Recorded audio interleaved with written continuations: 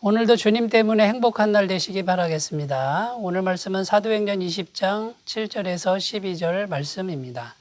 그 주간의 첫날에 우리가 떡을 때려 하여 모였더니 바울이 이튿날 떠나고자 하여 그들에게 강론할세 말을 밤중까지 계속하매 우리가 모인 윗다락에 등불을 많이 켰는데 유두고라 하는 청년이 창에 걸터 앉아 있다가 깊이 졸더니 바울이 강론하기를 더 오래 하매 졸음을 이기지 못하여 3층에서 떨어지거늘 일으켜 보니 죽었는지라.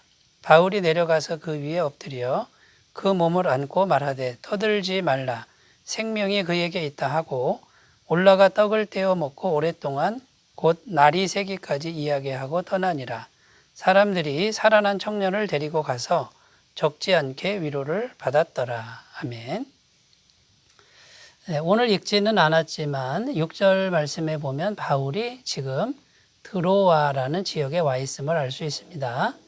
6절 말씀에 보면 이렇게 기록합니다. 우리는 무교절 후에 빌립보에서 배로 떠나 닷새만에 드로아에 있는 그들에게 가서 이래를 머무니라. 또 7절 말씀에 보면요. 그 주간의 첫날에 우리가 떡을 때려 하여 모였더니 지금 드로아에 와서 일주일을 머무는데 그 주간의 첫날에 떡을 뗐다 이렇게 표현하는데 그 주간의 첫날이라는 것은 주일을 의미하는 것이죠. 안식일 다음 날 이제 주일을 의미하는 것이고 떡을 뗐다 이 말은 성찬식을 했다 그런 뜻입니다. 오늘날로 말하면 주일 예배 시간에 성도들이 모였다라는 것이죠. 자, 성찬을 마치고 바울이 강론을 길게 하는데 오늘 말씀에 보면 밤중까지 했다라고 이렇게 기록하고 있습니다. 왜냐하면 내일 드로아를 떠나야 하기 때문이라는 것이죠. 그런데 거기서 사람이 죽는 사건이 발생했습니다. 유도고라는 청년이 있었는데 3층 창문에 걸터 앉아 있다가 이제 졸았습니다. 졸다가 떨어졌는데 사람들이 일으켜 보니까 이미 숨이 멎은 상태입니다. 분명히 죽었다라는 것이죠. 그런데 바울이 내려가서 그 청년을 다시 살렸다고 합니다. 10절 말씀에 보면 바울이 내려가서 그 위에 엎드려 그 몸을 안고 말하되 떠들지 말라 생명이 그에게 있다 하고 그래서 이 죽었던 청년이 다시 살아났고요. 또 12절 말씀에 보면 사람들이 살아난 청년을 데리고 가서 적지 않게 위로를 받았더라 이렇게 증언하고 있습니다. 자, 이 청년이 이제 죽었다가 살아났는데 이 바울 안에 있는 주님의 임재가 주님의 생명력이 죽은 사람을 살린 것이라고 할 수 있습니다. 자, 오늘 말씀의 주제는 주님의 임재가 있으면 모든 것이 이제 살아난다는 것입니다. 자, 오늘 말씀에서 어떤 점이 있는지 어디에 주님의 임재가 역사하는지 좀 더 구체적으로 살펴보고 함께 은혜를 나누도록 하겠습니다. 첫 번째는요. 주님의 임재는 말씀의 생명을 공급한다라는 것입니다. 자, 오늘 말씀에 보면 바울이 말씀을 전하는데 아주 길게 전했다고 합니다. 7절에 보면요. 그 주간의 첫날에 우리가 떡을 때려 하여 모였더니 바울이 이튿날 떠나고자 하여 그들에게 강론할세 말을 밤중까지 계속하매 점심때쯤 모였다 그래도요. 밤 늦게까지 계속 강론을 했다라는 표현이고요. 또 11절에도 보면 올라가 떡을 떼어 먹고 오랫동안 곧 날이 새기까지 이야기하고 떠나니라. 밤새도록 말을 계속했다라고 이렇게 표현하고 있습니다. 그러니까 주일 아침부터 말씀을 시작해서 그 다음날 아침까지 말씀을 전한 셈인데요. 자, 말씀을 전하는 사람이나 듣는 사람이나 얼마나 힘들었겠습니까? 그런데도 이 사람들은 말씀을 너무나도 잘 듣고 있었다라는 것입니다. 지겹거나 힘들었다라는 그런 표현이 전혀 없습니다. 자, 말씀을 이렇게 잘 들었다는 것은 분명히 주님의 생명력이 있었다라는 것을 증거하는 것이죠. 저는 중학교 2학년 때 처음으로 교회 출석을 했는데 말씀 듣는 시간이 정말 힘들었고 졸렸습니다. 얼마나 졸린지 말도 못하게 졸렸고요. 계속 잠만 잔 것 같습니다. 그러다가 말씀이 끝나고 찬송 부를 때 되면 잠에서 깨어나곤 했습니다. 그러니까 말씀 듣는 것이 정말 힘들었는데 그러다가 24살 되던 해에 성령을 받고 나니까요. 말씀이 이제 들리기 시작했고 그 말씀이 너무나도 마음에 와닿고 감동이 되고 정말 좋게 느껴졌다라는 것이죠. 주님의 임재가 실제로 내게 이루어지니까 말씀이 생명이 된 것입니다. 그리고 그 말씀을 계속 읽다 보니까 성경에서 말하는 그 말씀이 꿀처럼 달다라고 하는 이제 그런 은혜도 맛보았던 것 같습니다. 여러분 오늘 말씀에 보면 바울과 사람들이 밤새도록 하루 종일 말씀을 듣는데 하나도 지겹지 않고 이것이 힘이 되고 생명이 되는 그런 이유는 이들 가운데 성령님의 임재가 있었기 때문이라는 것입니다. 주님의 임재가 있으니 말씀이 모두 생명이 되는 그런 역사가 일어났다라는 것입니다. 자, 여러분 그러면 지혜가 무엇이겠습니까? 우리가 말씀을 모두 마음에 간직해야 되겠죠. 그런데 성령님의 임재, 주님의 임재 가운데서 이 말씀을 잘 듣는 것, 이것이 정말 중요하고 이것을 사모해야 된다라는 것입니다.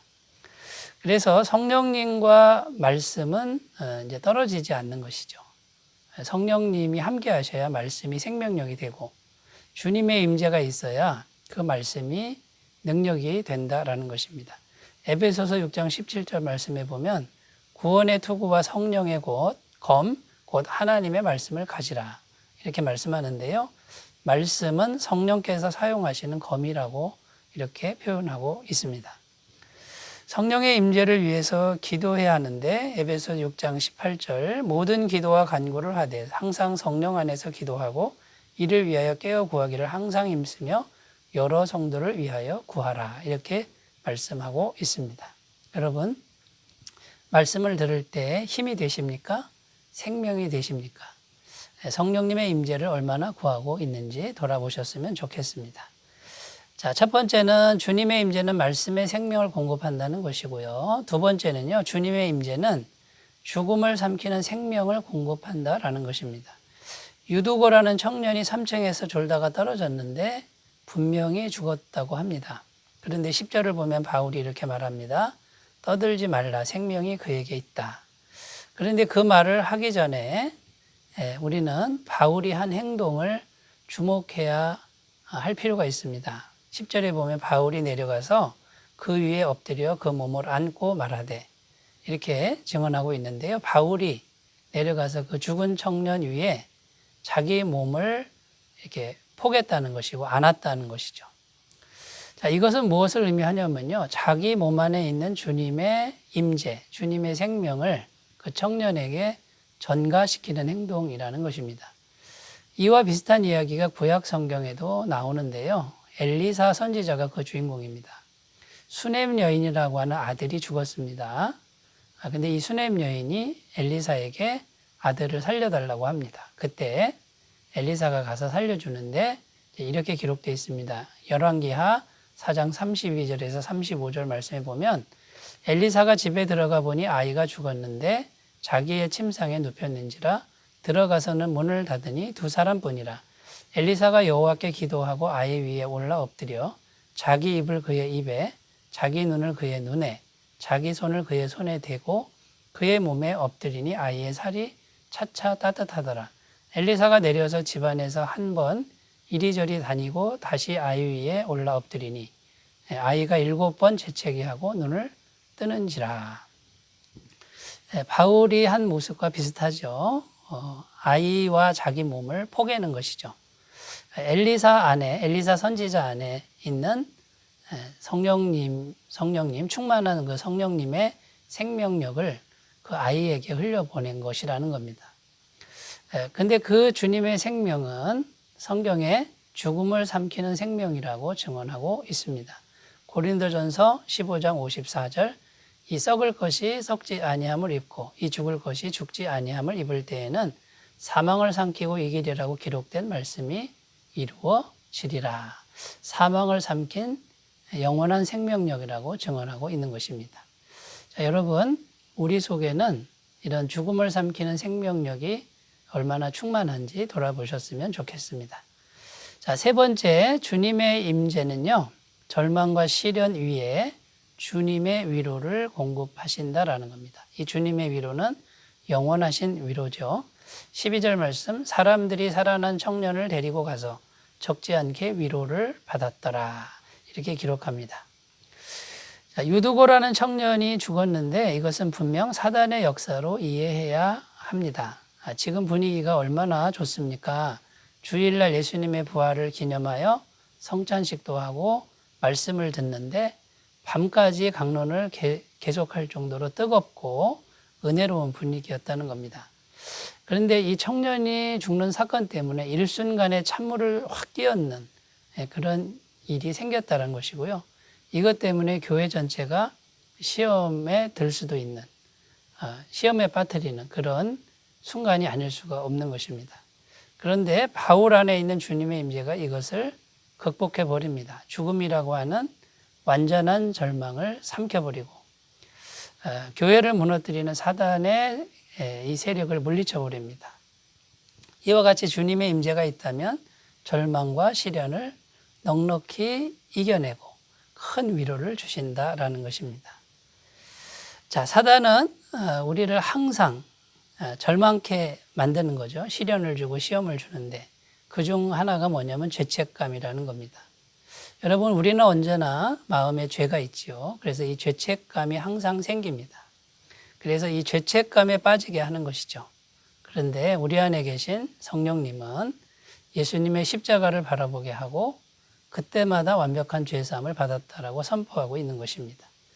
또 사단은 어떻게 우리를 절망에 빠지게 합니까? 율법주의가 있습니다. 우리의 행위가 늘 온전하지 않지요. 그러니까 하나님 앞에 설 자격이 없다라고 생각하게 만드는 겁니다. 그러나 성령님은 계속 예수님의 십자가를 바라보게 해서 우리를 완벽한 죄사함을 인도하시고 하나님의 자녀가 되었다라고 말씀해 주고 있다라는 것입니다. 여러분, 그러므로 우리가 이 사단의 괴계를 잘 분별하고요. 주님의 생명력으로, 주님의 은혜로 이기시기를 바라겠습니다. 그리고 절망과 시련을 당할 때 우리는 사랑의 연단, 주님의 사랑의 연단으로 이것을 받아야 된다라는 것입니다. 우리를 무너뜨리는 것이 아니라 우리를 강하게 하시는 주님의 섭리라고 꼭 믿으셨으면 좋겠습니다. 디모데후서 1장 2절, 이를 인하여 내가 또 이 고난을 받되 부끄러워하지 아니함은 나의 의뢰한 자를 내가 알고 또한 나의 의탁한 것을 그날까지 저가 능히 지키실 줄을 확신함이라. 자, 이런 확신이 우리 가운데 있기를 바라겠습니다.